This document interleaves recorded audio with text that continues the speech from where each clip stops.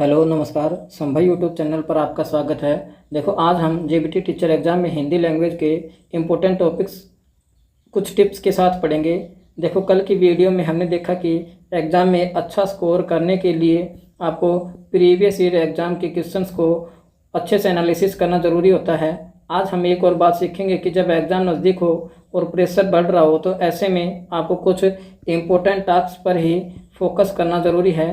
ये भर्ती पिछले 10-12 वर्षों में पहली बार हो रही है, तो इसके लिए सीरियस रूप से तैयारी करनी पड़ेगी, तभी आपका जेबीटी टीचर बनने का सपना पूरा होगा।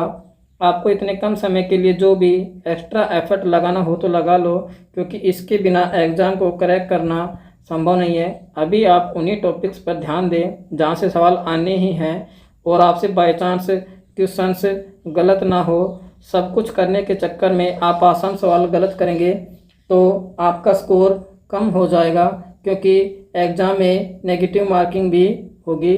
तो आइए अब देखते हैं हिंदी व्याकरण कुछ इम्पोर्टेंट टिप्स के साथ। हमने कल ही देख लिया था कि जो हिंदी के क्वेश्चंस हैं वो 10 आने हैं, और यहाँ से जो इम्पोर्टेंट टॉपिक्स हैं उनको हमने कल ही लिस्टेड कर लिया था कि कौन से टॉपिक्स को प्रायोरिटी दी जाएगी और कौन से टॉपिक्स हैं जिनको लास्ट में एग्ज़ाम के टाइम पर दोहराया जाएगा।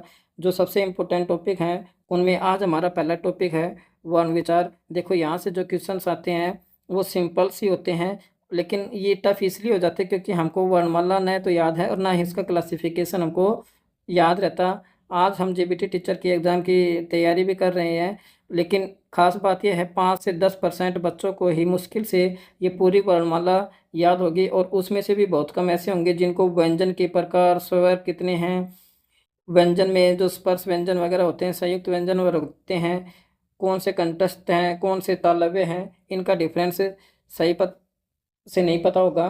तो आइए देखते हैं एक बार सबसे पहले स्वर के बारे में। देखो जो स्वर हैं उनके बारे में कभी ऐसा सवाल नहीं पूछा जाएगा कि टोटल स्वर कितने होते हैं। हाँ, लेकिन ये पूछा जा सकता है कि स्वरों में जो अयोगवा होते हैं वो कौन से होते हैं। ऐसे क्वेश्चन एसएससी वगैरह में पूछे जाते हैं जिसमें अंग और अह ये दो अयोगवा होते हैं। बाकी देखो स्वर के जो भेद हैं, जो स्वर को जो डिवाइड किया गया है उनको 3 पार्ट्स में डिवाइड किया गया है। जैसे ह्रस्व स्वर जिसको बोलने में सबसे कम समय लगे, ए ई उ। दीर्घ स्वर जिसको ह्रस्व स्वर से बोलने में दुगना समय लगे, आ ई उ। और प्लुत स्वर ऐसे स्वर जिनको ह्रस्व स्वर से बोलने में 3 गुना समय लगे या दीर्घ स्वर से दुगना समय लगे, जैसे ओयम, ओम, हे मोहन। ये विषमादि बोधक वगैरह लगा करके ऐसे बनते हैं। आप ये याद रखना कि इसमें कौन से में ज़्यादा समय लगता है, कौन से में कम समय लगता है। अब देखते हैं व्यंजन। व्यंजन हिंदी भाषा में व्यंजनों के 3 प्रमुख प्रकार होते हैं: स्पर्श व्यंजन, अंतस्थ व्यंजन, ऊष्मा या संघर्ष व्यंजन। देखो इनकी परिभाषा याद करने की कोई ज़रूरत नहीं है, आप इनका केवल ये जो टेबल बना रखी क्लासिफिकेशन है इसको याद कर लें, जिसमें दे रखा कि कंठस्थ स्पर्श व्यंजन ऐसे याद कर लें कि जो कंठस्थ हैं, जो कंठ से बोले जाते हैं वो कौन से हैं। देखो जो कैसे बोले जाएंगे वो कंठस्थ होंगे, तो कै की जो पूरी लाइन है कै ख ग गैड है ये कंठस्थ हो जाएगी, तो ये इसकी ट्रिक हो गई। तालव्य च छ जय झय, मूर्धन्यव्य ट ठ ड डैन, दंतव्य त थ द धन। इसमें देखो दंत है, इसमें भी तय आ रहा है, यहाँ से भी तय हो गया, तो हमारे दो तो ये ट्रिक आसानी होगी।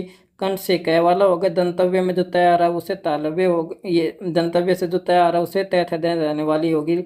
ओष्ठव्य इसका आप बोलकर भी देख सकते हैं, प फ ब मैं को आप बोलेंगे तो ओट्स हैं वो आपस में टच करते हैं। ये जो बीच की दो बचे इनकी भी आप बार बार 1 या 2 बार देखेंगे तो ये भी आसानी से हो जाएंगे। नहीं तो आप मेरी तरह ऐसे भी याद कर सकते हैं, जैसे के टी एम डी ओ। के से कंठव्य, त से तालव्य, एम से मूर्धन्यव्य, डी से दंतव्य, ओ से ओष्ठव्य। देखो ये जो है के टी एम ये एक बाइक होती है, और डी ओ मतलब 2, मतलब कि के टी एम बाइक 2।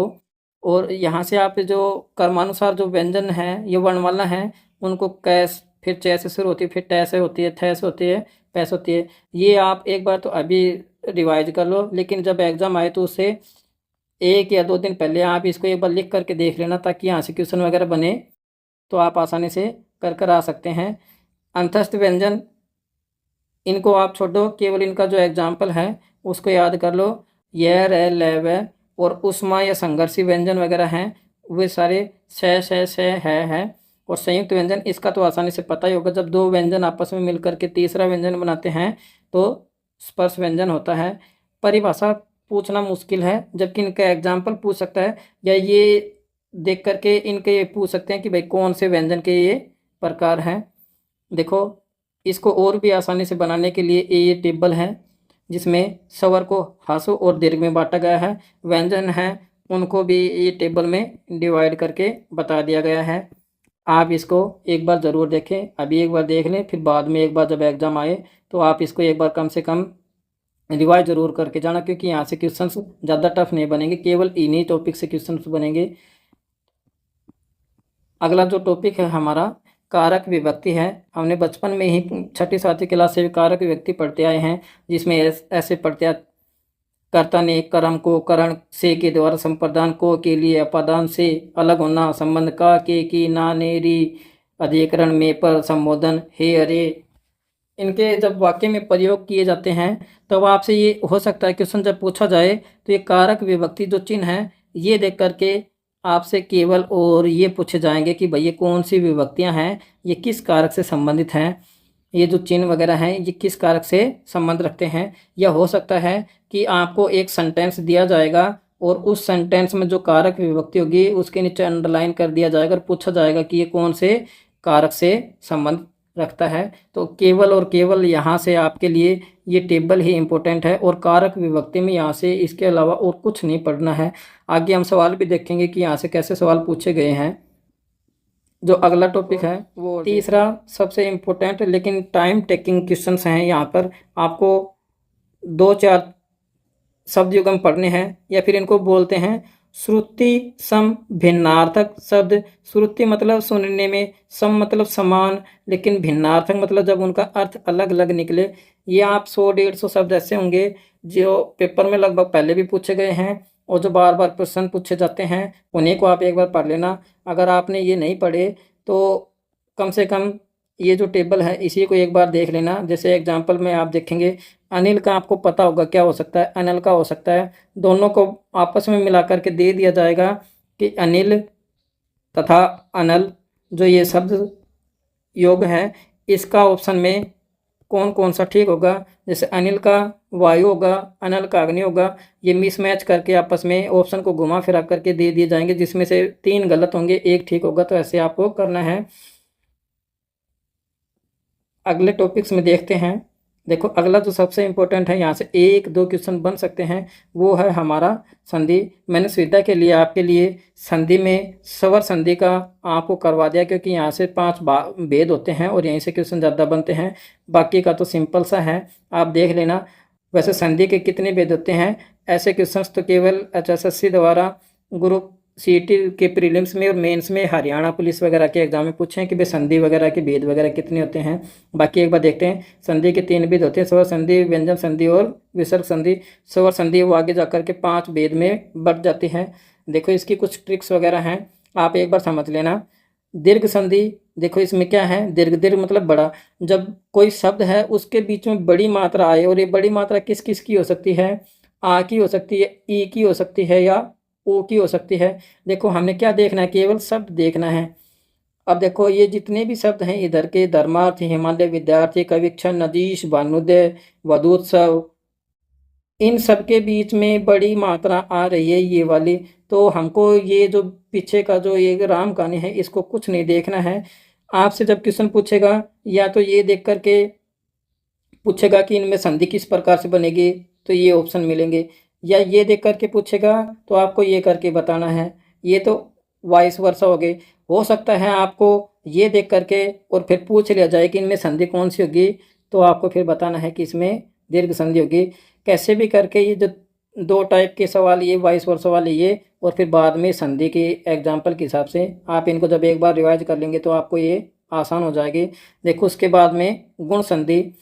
जब भी किसी शब्द में छोटी मात्राएं आए ऊपर वाली या रह वाली, तो वहाँ पर गुण संधि होगी। जैसे जलोर्जा सिंगल मात्रा है, उच्चोर्धव, नवोड्डा, जलोष्मा, समुद्रोर्मी, जलोर्मी, सभी में छोटी मात्रा ऊपर की आ रही है। या फिर ओखली वाली जो छोटी मात्रा आए तो वहाँ पर कौन सी संधि होगी, गुण संधि होगी।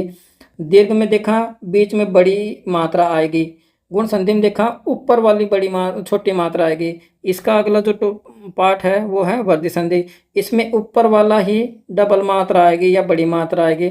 देखो जैसे एक के नारे के सदैव महोषधि वगैरह, जिसमें ऊपर डबल मात्रा आएगी या बड़ी मात्रा आएगी तो वहाँ पर कौन सी संधि होगी, वर्धी। दीर्घ में बीच में बड़ी मात्रा शब्द के बीच में, गुण में ऊपर मात्रा छोटी, वर्धी में ऊपर मात्रा बड़ी। यण संधि में देखो जब किसी शब्द के साथ य व र ये तीन अक्षर हो या वर्ण हो के साथ कोई अधूरा शब्द आए तो वहाँ पर यण संधि होगी। देखो यण के लिए ये याद हो जाएगा तो फिर यहाँ से आसानी हो जाएगा। अब देखो एग्जाम्पल देखो, अति जमा आवश्यक, अत्यावश्यक ये आदत है और ये साथ आए हैं। सु जमा आगत, स्वागत, व और स आदि आए हैं। जब भी कहीं पर आधे अक्षर आए तो वहाँ पर कौन सी संधि होगी, यण संधि होगी। अब देखो लास्ट फाइनल कौन सी है, अयाद्य संधि। मोस्टली तीन वर्णों के जो शब्द होंगे वो कौन सी संधि होगी, अयाद्य संधि होगी।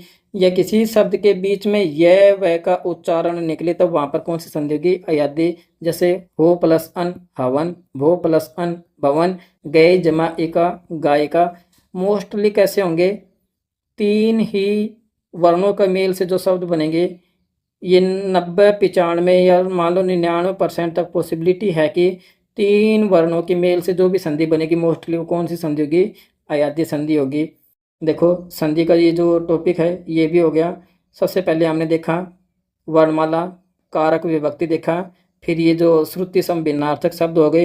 देखो इसमें जो आज के लिए जो सबसे इम्पोर्टेंट टॉपिक आपके लिए यहाँ से क्वेश्चन हो सकता है एक ही आए और ना भी आए, लेकिन आप ऑप्शन के हिसाब से भी जाएंगे तो आपका क्वेश्चंस हो जाएगा। लेकिन आप एक बार इनको ज़रूर पढ़ कर जाएँ, क्योंकि सुनने में देखने में तो ये शब्द एक जैसे लगते हैं लेकिन वास्तव में उनका अर्थ अलग अलग होता है। जैसे अंश, ये तो हमको पता है भाग हिस्सा होता है, लेकिन अगर अंश का ये समझ में देखेंगे तो हो सकता है हम पहले अर्थ भी ये समझें कि ये जो है ये गलत है, क्योंकि अंश तो ऐसे लिखा जाएगा, अंश तो ऐसे लिखा ही नहीं जा सकता, तो इसका मतलब कंधा होता है।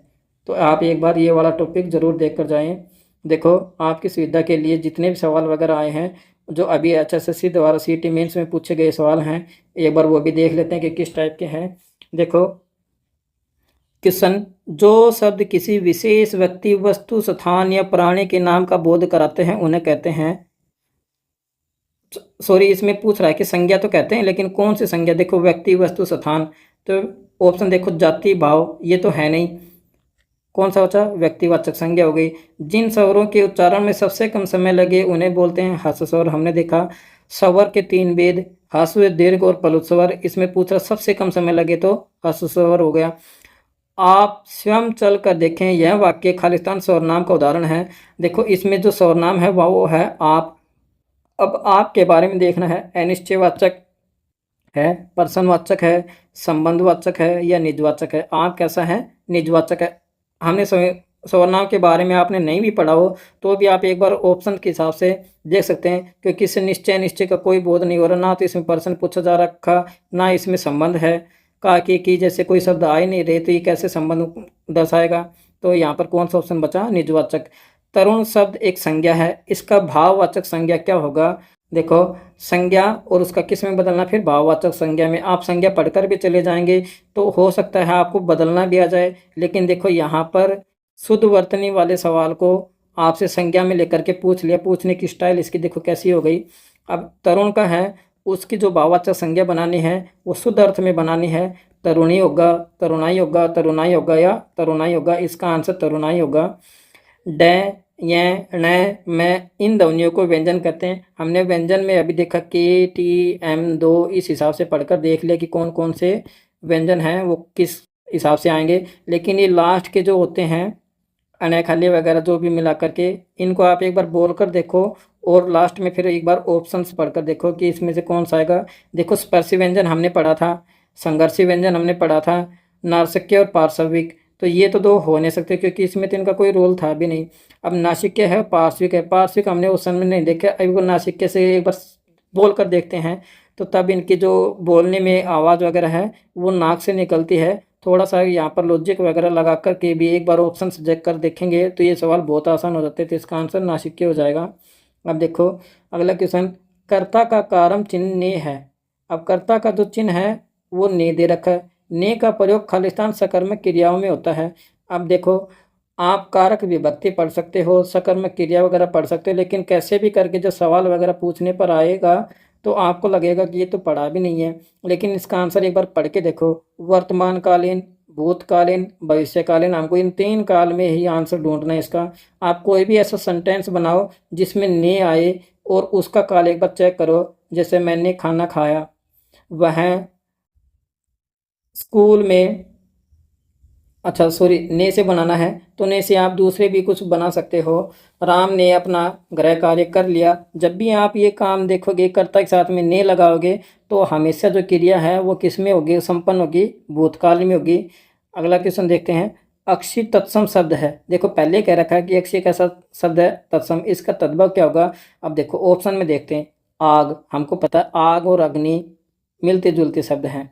आंसू और अश्रु मिलते जुलते शब्द हैं। अश्रु तो हो जाएगा इसमें तत्सम, अग्नि इसमें तत्सम हो जाएगा। आम का आमर होता है, जबकि बचा क्या, आँख, आँख का क्या हो जाएगा, अक्षी हो जाएगा। पुरुषवाचक सर्वनाम के कितने भेद होते हैं। देखो ये टिपिकल क्वेश्चन हो सकता है क्योंकि सब कुछ पढ़ने के बाद में भी हमको ये भेद वगैरह पूछ ले कि किस में कितने भेद होते हैं। अलंकार के पूछ सकता है, समास के पूछ सकता है, संधि के पूछ सकता है। आप इसका निकल जाए तो आंसर बहुत अच्छा है, नहीं तो इसमें तुक्के वगैरह भी लग सकते हैं। वैसे इसके आंसर आएगा 3। तम का सही विलोम शब्द क्या है। तम, तिमिर वगैरह, इसका सही विलोम शब्द क्या आएगा, प्रकाश आएगा। से, के द्वारा, के साथ, के कारण, ये विभक्ति प्रत्यय खालिस्तान कारक के अंतर्गत आते हैं। देखो कारक विभक्ति का ये दूसरा सवाल होगा एक ही पेपर में। इसका आंसर आएगा कारण, कारक। अब हमने देख लिया कि जो इम्पोर्टेंट टॉपिक हैं 10 क्वेश्चंस पूछे गए हैं, लगभग हमारे इसी टॉपिक से हो गए। अगर आपको भी कुछ एक्स्ट्रा एफर्ट वगैरह लगाने हैं तो आप इन्हीं पर ध्यान दीजिए। बाकी मुहावरे, लोकोक्तियाँ वगैरह हो गई। और 10वीं की जो क्लास है उसमें आप समास, अलंकार और संधि, इनके एग्जाम्पल आप एक बार ज़रूर देख कर जाना, ताकि आपके पेपर में कहीं से भी हिंदी से 1 नंबर भी डिडक्ट ना हो। पेपर में पूरा स्कोर करने के लिए थोड़ी सी सोच विचार करके अच्छे से देखने पर भी आप पूरे से पूरे 10 नंबर लेकर आ सकते हैं। तो इसके लिए आज की क्लास को लाइक, शेयर, सब्सक्राइब ज़रूर करें। धन्यवाद।